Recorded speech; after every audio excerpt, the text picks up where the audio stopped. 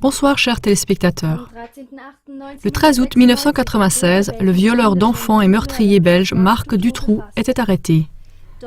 Mais c'est seulement 7 ans et demi plus tard qu'il a été inculpé comme auteur principal, même s'il y avait de nombreux indices qui montraient qu'il était impliqué dans un réseau pédophile.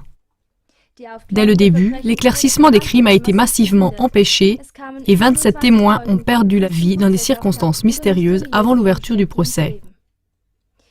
Une survivante, Regina Louf, a raconté des sex-parties perverses impliquant des enfants et allant jusqu'au meurtre extrêmement cruel.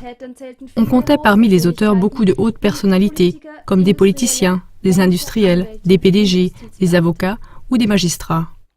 En outre, Regina Louf décrit des parties spéciales, qui servaient entre autres à impliquer dans des situations compromettantes des hommes occupant des positions influentes afin de pouvoir les faire chanter par la suite. Au moyen de l'alcool et de dames de compagnie, ils étaient attirés dans des appartements où il s'avérait que ces dames étaient en fait des mineurs. Celui qui ne sortait pas tout de suite de l'affaire était coincé et au moyen d'enregistrements vidéo, on pouvait le faire chanter dans tout ce qu'il déciderait.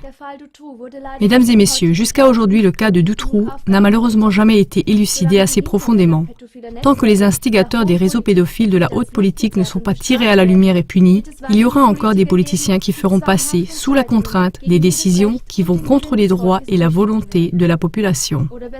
Ou plutôt, ils seront obligés de faire passer ces décisions. Engagez-vous aussi contre la pédophilie et contre l'extorsion en politique en diffusant cette émission.